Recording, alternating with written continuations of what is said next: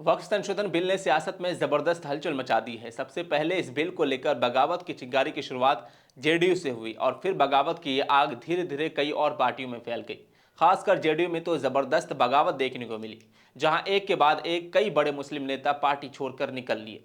सिर्फ जेडीयू ही नहीं बल्कि राष्ट्रीय लोकदल यानी कि आरएलडी और लोजपा को भी झटका लगा है, जहां कुछ नेताओं ने इस बिल के विरोध में इस्तीफा दे दिया। तो इस वीडियो में हम आपको यही बताएंगे कि किन किन नेताओं ने पार्टी से इस्तीफा दिया और क्या कहा। तो चलिए वीडियो की शुरुआत करते हैं। ऑब्जर्वर पोस्ट हिंदी देख रहे हैं आप, मैं हूं आपके साथ मोहम्मद उसामा।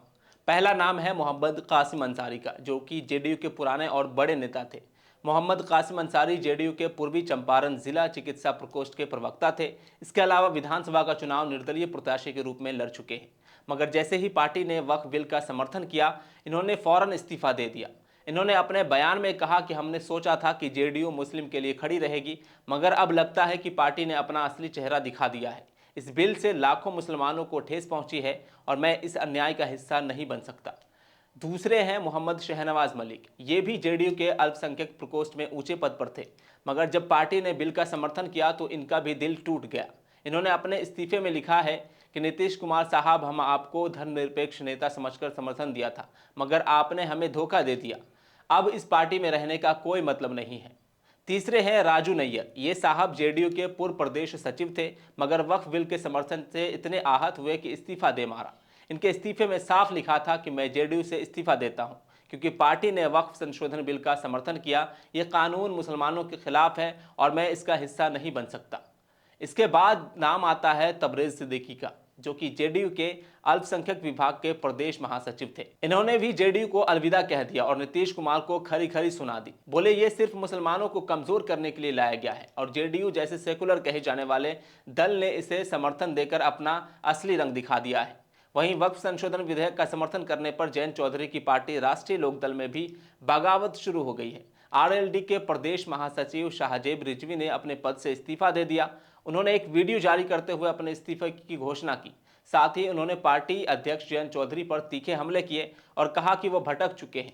शाहजेब रिजवी ने कहा कि मुसलमानों ने पूरे दिल से जयंत चौधरी को समर्थन दिया था, लेकिन उन्होंने समुदाय के साथ न्याय नहीं किया। अस्सलाम वालेकुम दोस्तों, आज अहम मुद्दे पर आपसे चर्चा करूंगा। चर्चा ये है, जिस पार्टी को मुसलमान मुख्य धारा में लेकर के आए, आज मुसलमानों के खिलाफ जो कानून बन रहा है वक्फ का, उसमें जयंत चौधरी साहब ने अपनी सहमति जताई। मैं बड़े मन से कह रहा हूं, जो सेकुलरिज्म की बात करते थे, आज मुसलमानों की बदौलत यहाँ तक पहुंचे, आज सरकारों में बैठे हैं।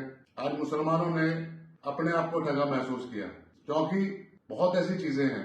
सेकुलरिज्म की बात करना बहुत आसान है, जब वोट का टाइम आएगा बहुत ऐसी पार्टी जो सेकुलरिज्म की बात करते हैं, मुसलमानों की बात करते हैं, लेकिन जब मुसलमानों को जरूरत होती है इनकी, आज मुसलमानों की जरूरत थी इनकी, जो मुसलमानों के खिलाफ ही कानून बन रहा है, तो इनको डिसीजन जो लेना था वो सोच समझ करके डिसीजन लेना था।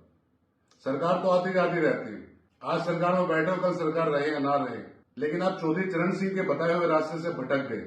मैं हाथ हूं आपके फैसले से, मुझे बड़ा दुख पहुंचा है और बड़े मन से कह रहा हूं, क्योंकि कहीं ना कहीं मुसलमान आपको अपनी आंखों का तारा समझ बैठे थे। वक्फ संशोधन बिल का समर्थन करने पर नीतीश कुमार और जयंत चौधरी की पार्टी ही नहीं, चिराग पासवान की पार्टी से भी मुस्लिम नेता इस्तीफा दे रहे हैं। लोजपा रामविलास अल्पसंख्यक प्रकोष्ठ के जिला अध्यक्ष अली आलम ने पार्टी से इस्तीफा दे दिया। उन्होंने कहा कि बिल मुसलमानों के खिलाफ है। उनकी पार्टी ने इसका सदन में समर्थन किया है, इसके खिलाफ वो पार्टी से त्याग पत्र दे रहे हैं। हालांकि वक्फ संशोधन बिल लोकसभा के बाद राज्यसभा में भी बहुमत से पास हो गया। वक्फ बिल अब कानून बनने से महज एक कदम दूर है।